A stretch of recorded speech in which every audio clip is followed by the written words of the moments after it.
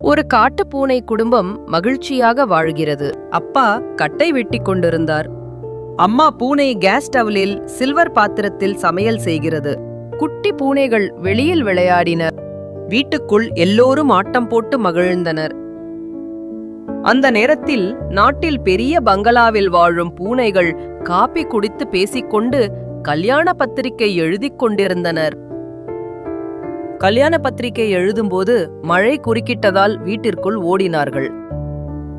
மீதமிருந்த கல்யாண பத்திரிகை வீட்டுக்குள் எழுதினர். பங்களாவிலிருந்து கார் புறப்படுகிறது. பெரிய மர மாடி வீட்டு காட்டு பங்களாவில் கார் வந்து நிற்கிறது. வாசலில் விளையாடிய குழந்தைகள் வீட்டிற்குள் ஓடினர். கல்யாண பத்திரிகை வைக்க நகரத்து பூனைகள் மரமாடி வீட்டுக்குள் நுழைந்தனர். காட்டு பூனை அப்பா வரவேற்றார்.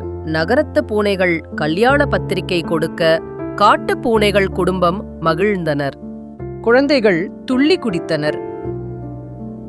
கல்யாண பத்திரிகை வந்ததும் அந்த காட்டு குடும்பம் பங்களா விட்டு கல்யாணத்துக்கு போக விரும்பி சந்தோஷம் அடைந்தனர்.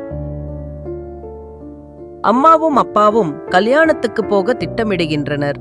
குழந்தைகள் மகிழ்ச்சியோடு துள்ளி குதித்தனர். பெட்டியில் துணிகளை அடுக்கினர். அப்பா பூனை அவர்களின் சொந்த வேன் டயர்களை சோதித்தார். திருப்தியானார்.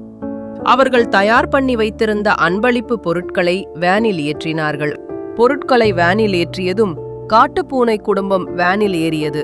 வேன் நல்லபடியாக புறப்பட்டது. காட்டுப்பாதையில் வேன் வேகமாக போகிறது.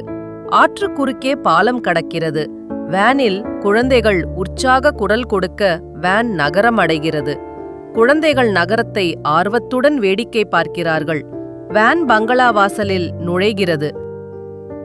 பங்களா வாசலில் உள்ளே வேன் நுழையும் போது பங்களா வீட்டினர்கள் புல்வெளியில் டீ குடித்துக் கொண்டிருந்தனர். வேனிலிருந்து காட்டுப்பூனை குடும்பம் பரிசு பொருட்களுடன் இறங்கியது. கல்யாண பங்களா வீட்டில் பூ அலங்காரம் அவசரமாக நடந்தது. மறுபக்கம் பங்களா வீட்டார் அரட்டை அடித்துக் கொண்டு டீ குடித்துக் கொண்டு இருந்தனர்.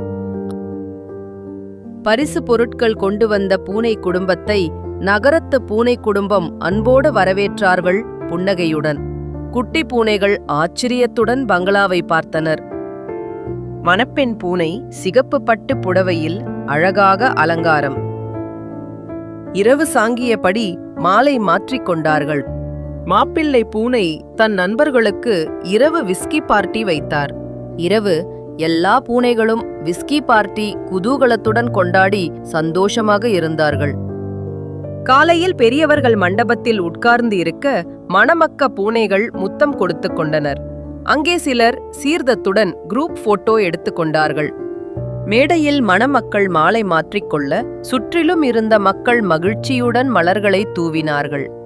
மணமக்கள் மாலை மாற்றியதும் கூடியிருந்த காட்டு பூனைகள் கூட்டம் கூக்குரல் கொடுத்து சந்தோஷத்தை வெளிப்படுத்தினார்கள். கல்யாண நிகழ்ச்சியில் 3 வகையான மேளவாத்தியங்கள் விதவிதமான சவுண்டுகளை எழுப்பி சந்தோஷத்தில் வாசித்தார்கள். கல்யாணம் களை கட்டியது. கல்யாண வீட்டில் பல வகையான உணவுகளை வைத்திருந்தார்கள். பால், முட்டை, மீன் வறுவல், கருவாடு, ரொட்டி, கேக் என்று பூனைகள் விரும்பி சாப்பிடும் உணவுகள் இருந்தன. உயர்தனமானவர்களுக்கு தனியாக உணவு பரிமாறப்பட்டது. மணமக்கள் குடும்பத்துடன் காட்டுப்பூனை குடும்பம் உட்கார்ந்து புதுவிதமான உணவை சாப்பிட்டார்கள். காட்டுப்பூனை குடும்பம் வெளியே உலாத்தும் போது பக்கத்து வீட்டில் ஆட்டை பார்க்கிறார்கள். இரவு நகரத்து பூனையுடன் கலந்து பேசும் கக்காட்டு பூனை குடும்பம். அன்று இரவே பக்கத்து வீட்டு ஆட்டை தன் வேனில் ஏற்றும் காட்டு பூனை குடும்பம். ஆட்டை கடத்திய வேன் வேகமாக காட்டை நோக்கி பறந்தது. காலையில் காட்டில் இருக்கும் தன் வீட்டுக்கு வேன் வந்து நின்றது. வேனிலிருந்து இறங்கிய காட்டுப்பூனை குடும்பம் ஆட்டை வேனிலிருந்து கீழே இறக்கினார்கள். கடத்தி வந்த ஆட்டை வெட்டி கரியாக்கி மசாலா வகைகளை கலந்து கமகம மணக்கும் வறுவல், குழம்பு, தொக்கு, பொரியல் என்று பல வகையான உணவுகளை தயாரித்தார்கள். மணமக்களை கடவுள் முன்னால் நிற்க வைத்து பூனை குடும்பம் பூஜை செய்தார்கள். ஆட்டை வெட்டி சமைத்து வைத்த எல்லா உணவுகளையும் மேசையில் பரிமாறப்பட்டிருந்தது.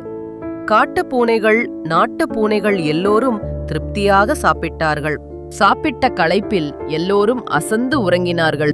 லைக் பண்ணுங்க, கமெண்ட் பண்ணுங்க, ஷேர் பண்ணுங்க, மறந்துடாதீங்க, சப்ஸ்கிரைப் பண்ணிடுங்க. அதே காலை நேரம் ஆடு காணாமல் போன தடயத்தை மனிதர்கள் கண்டுபிடித்தனர். தடயத்தை கண்டுபிடித்த மனிதர்கள் விசாரித்து காட்டில் இருக்கும் வீட்டிற்கு வந்தார்கள். அவர்கள் பூனைகளை கூண்டில் அரைத்தனர். பூனைகள் எல்லோரும் ஒரு பாடம் கற்றுக்கொண்டன. தவறு செய்தவன் தண்டனை அடைவான்.